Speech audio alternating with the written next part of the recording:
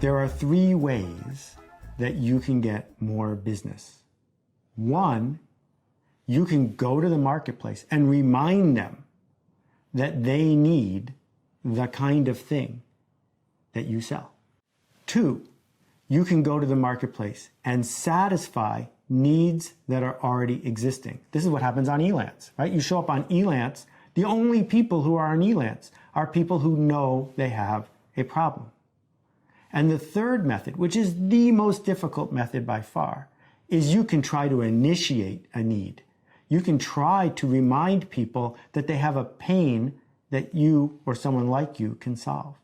Here's the challenge with that. The challenge with that is people who don't know they have a problem are very good at ignoring you. That's why it's so much easier to sell photography to a bride or to someone with a 1-month-old baby. Because in those moments, people know they have a photographer problem. But trying to get someone with a 9-year-old to realize they have a photographer problem is more difficult. Not impossible, and we'll talk a little bit about how you can do that, but it's definitely more difficult. The reason we need to talk about these now is most freelancers aren't even aware of this hierarchy. Most freelancers are just waiting for the phone to ring. Either that, or they're so eager for business, they're running around bothering everybody saying, pick me, even though the person they're pitching doesn't think they have a problem. So let me give you a specific example, and I'm going to challenge you to write down an example from your industry.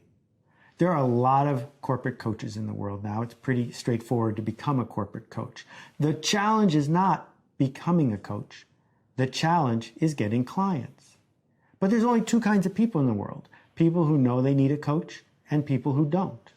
The people who know they need a coach probably have one, which means that the only way to become their coach is to get them to fire the coach they already have.